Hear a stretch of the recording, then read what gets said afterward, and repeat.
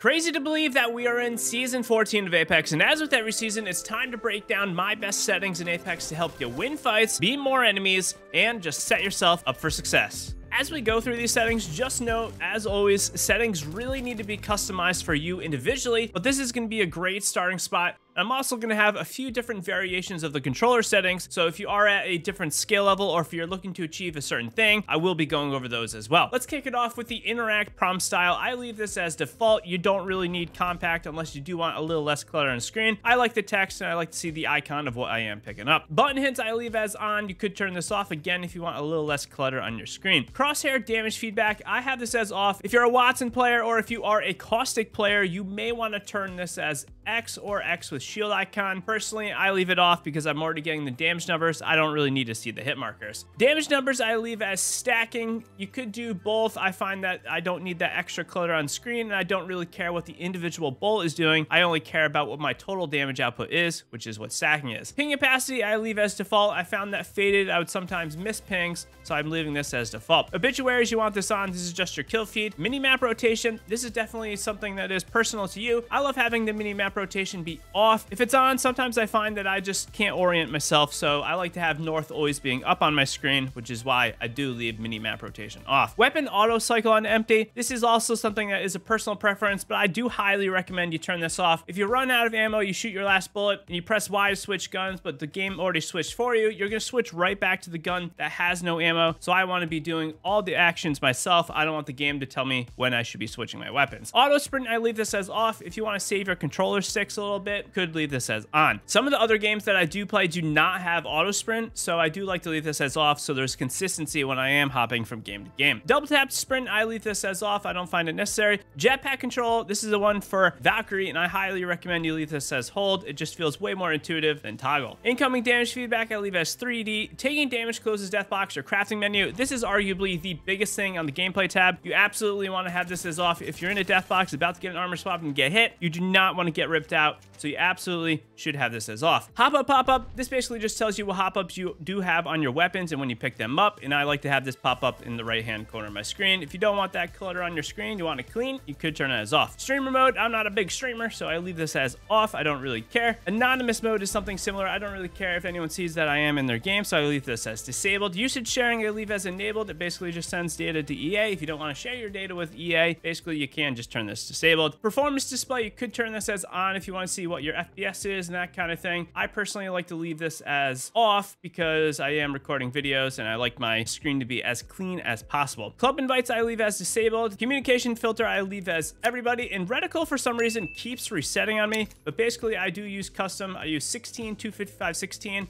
It's this like neon green. This I find works very well, and I do like it quite a bit. Colorblind mode I leave as off. Subtitles I leave as off. Subtitles normal. Enable accessible chat features as off, and convert incoming voice to chat text I leave as off. All of these are really up to you and what your needs are. Personally, I don't need any of them. Let us do the video tab before we get to the controller settings so we can get these little items out of the way. Brightness I leave a little bit past middle. Basically, I don't want to miss anything because it's too dark, so I like to be up a little bit. Field of view I leave at 104. I don't know why. I just like all my games to have 104 field of view. I definitely don't recommend you have anything less than 90, I would say. Anything less than 90 is going to really constrict your visuals. Field of view ability scaling, I highly recommend you disable this. Basically, some abilities, when you use them, your field of view is going to be adjusted. I do not like to have this adjustment in my field of view. I want consistency across the board, and if this is on, I'm not getting that consistency in my visuals. Sprint view shake, you want this as minimal. You don't want your screen shaking just because you are running. For the audio tab, this is really up to you in your specific setup. Personally though, I do recommend you lower the music a little bit.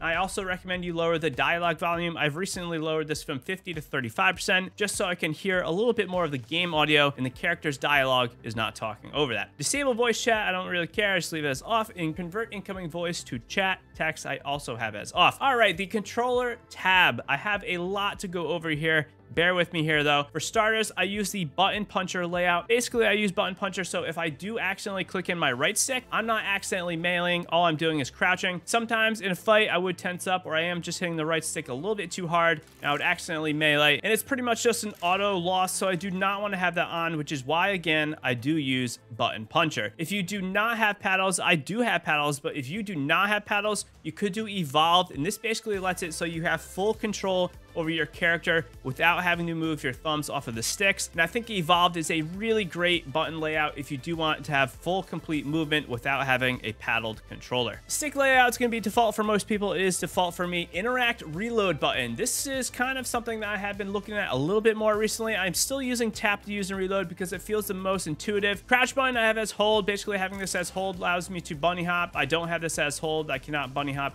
quite as easily. So I do like to have this as hold. Toggle makes it a little bit easier on the hands, but again, I want full movement over my character. Aim button as hold. Survival slot I have as on. Trigger dead zones I have as default. For the menu cursor speed, this is another thing that is very important. You want to have this as high as you can within reason. If you have it too low, it's just way too slow. You're not going to be able to loot very efficiently or armor swap really quickly. If you have it too high, you're going to be misclicking, and that's a big issue as well. So you want this as high as you possibly can within your reason to control it. I like it to be pretty much right in the middle, if not maybe just a little tap past the middle. Move and aiming, this is by ALC. I will go over this in a second. I actually have a couple things I've been experimenting with. Movement dead zone, you want as small, unless you do have stick drift, then you could do large. Inverted look, I like to have off. Vibration, I like to have off. Some people like the feedback. I have never liked vibration on my controllers. Personally, don't want my hands shaking when I am trying to aim. I find it does mess me up a little bit. As we do get into advanced look controls, I definitely recommend this to someone that has been playing the game maybe a little bit longer than not. These controls are going to help you beam at longer ranges, but they're going to make you a little bit less consistent at the very close ranges. So I recommend this if you're kind of like a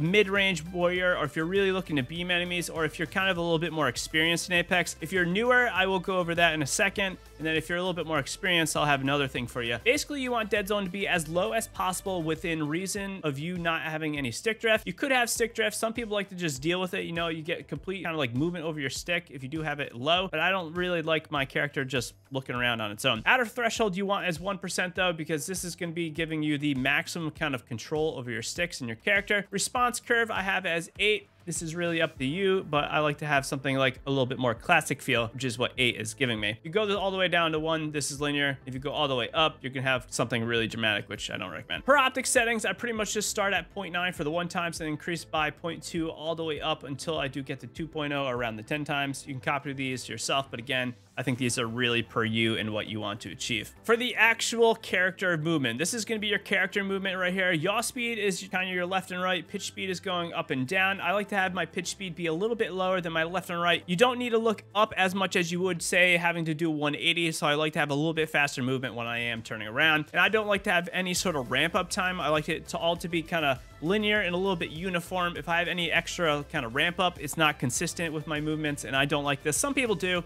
I do not though. For the ADS, this is very similar to the look, but now this is whenever you are looking down sights. I just do 120 and 110. I probably could actually drop the vertical down a little bit and the left and right up a little bit, but I leave that as this. And this absolutely, I think you do not want any ramp up. I don't see why you would ever want ramp up in your kind of movement when you are aiming down sights. Target compensation, this is your aim assist. You want this as on. Melee targeting compensation, again, on. And target compensation style, this is default. This could be changing in the near future. If this does change, I will let you know down in the comments, but they've been really hesitant on kind of removing the default or the PC option and just giving everyone the same aim assist. I'm not quite sure why. These are the settings I would recommend if you're kind of like a mid-tier player. If you're someone that wants to kind of get really good beams at a little bit longer ranges, but maybe are a little bit less consistent at the close range, this is something that is really great. I've been experimenting with just turning ALC off. By doing this, I'm just doing 5.4 Classic now. 5.4 Classic allows you to be extremely effective in the very close range. So if you're like an SMG warrior, or if you're really pushing a lot of people, this classic kind of feel can work very, very well. And I would recommend this if you're being very aggressive. Close range fights are really what matters in Apex. Another thing you could try is if you're coming from something like Fortnite, you could do linear in the same thing. Basically, this just removes any classic ramp up. As soon as you move your stick, you're going to get consistent movement. And this is something that I actually want to start experimenting with. I've never really been a linear player,